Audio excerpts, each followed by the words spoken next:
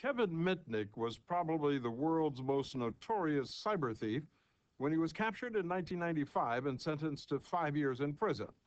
Over a 13-year period, Mitnick broke into the computer systems of more than 35 major international corporations and other organizations, exploits that made him the FBI's most wanted computer criminal. When we first sat down with Mitnick in January of 2000, just before his release from federal prison, he told us that he saw himself not as a devious criminal, but more like a merry prankster. I saw myself as an electronic joyrider having a great time on the information superhighway. I felt like I was like James Bond behind the computer. It was a big game to me. I was just having a blast. Did it ever occur to you that perhaps what you were doing was wrong? Oh yeah, yeah. It was an invasion of privacy. You know, going and getting access to other people's information is obviously a gross invasion of privacy, and it is wrong. And that didn't bother you? At the time I was doing it, no.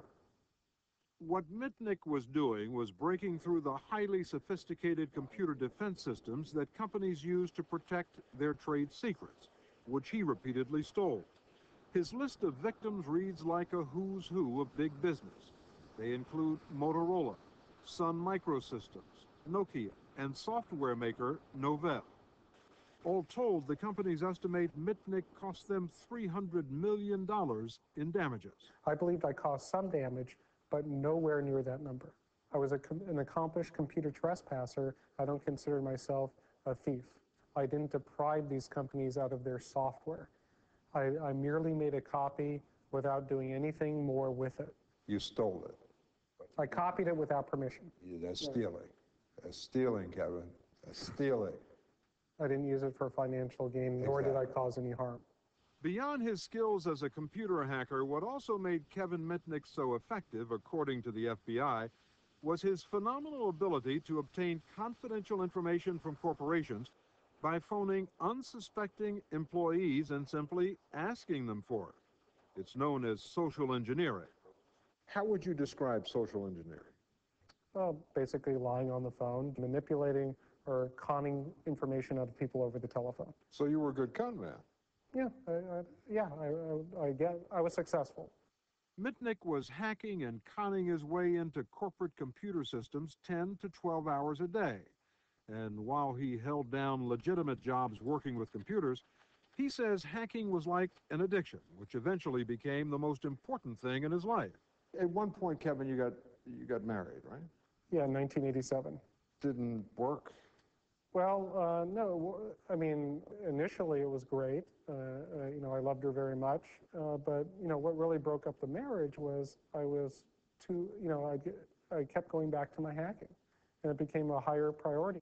By the age of 25, Kevin Mitnick had been arrested 3 times for computer fraud. In 1989, he spent a year in jail. He was then placed on probation and ordered to receive counseling. He attended a 12-step program for his apparent addiction to hacking. It didn't work. He continued hacking. A warrant for his arrest was issued, and he became a fugitive, the FBI's most wanted cyber criminal. For more than 2 years, no law enforcement agency could catch him as he hacked his way across the country, assuming new identities. But eventually, the FBI was able to track him down. And in the middle of the night on February 15th, 1995, a team of FBI agents knocked on Kevin Mitnick's door, where he was living under an assumed name. I think the guy goes, "Are you Kevin Mitnick?" I go, "No." I said, "Go look on the mailbox. You got the wrong apartment." And then he brings out this wanted poster of Kevin Mitnick, right? And he's like, he goes, "Well, isn't this you?" And what am I going to say? Yeah? You know?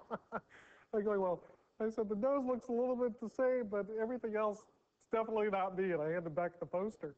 He goes, "Well, tell you what we're going to do. We want to take you down to the FBI and fingerprint you and determine whether you're Mitnick or not." I said, "Great. What time do you want me to show up in the morning?" And they go, "No, we want to take you now." So the social engineering skills hit a brick wall right there. Oh, absolutely. So where's a good place to stand? Soon after we spoke to him in January of 2000, Mitnick walked out of jail a free man after having served almost 5 years. Right over here? Okay. But the government wasn't finished with him yet. We'll tell you more about that when our update continues. Tonight's update is sponsored by Zelnorm. Ask your doctor about Zelnorm.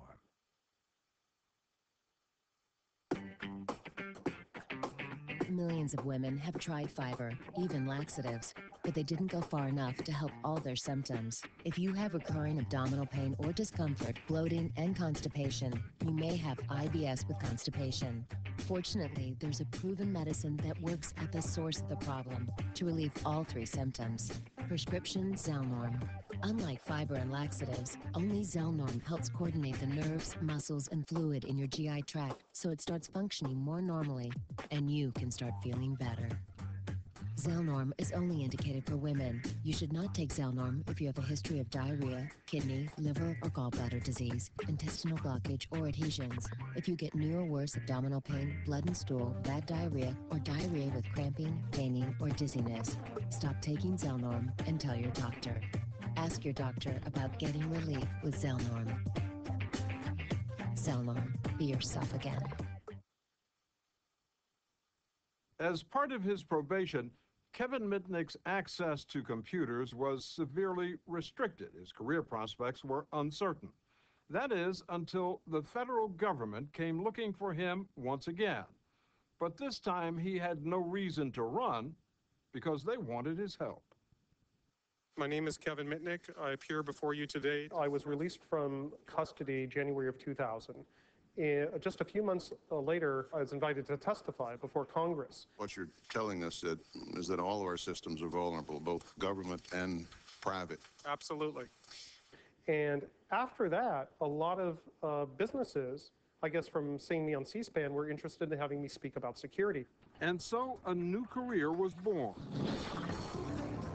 This is a video Mitnick uses to market himself to potential clients. But a lot of you probably already know about my past. I was involved in computer hacking. The purpose of my public speaking is to raise awareness to what the security threats are, how the bad guys operate, and what you could do to protect yourself. There's the old adage, it takes a thief to catch a thief. Mitnick maintains he no longer does any illegal hacking, but that hasn't stopped him from playing a hacker on TV. We had Kelvin give someone access to a bogus website. Appearing on an episode of Alias. And in real life, Mitnick freely admits that he's still breaking into other people's computer systems. But these days, he insists it's by invitation only, and it's legal. I'm an ethical hacker today. And what I do is I essentially get paid to hack ethically to find security vulnerabilities in my client's systems and notify them so they can fix them. No longer on probation, Mitnick is not only busy consulting and speaking, he's also written a book on computer security and is working on a second. Kevin Mitnick has grown up. Took a little while, but I finally did.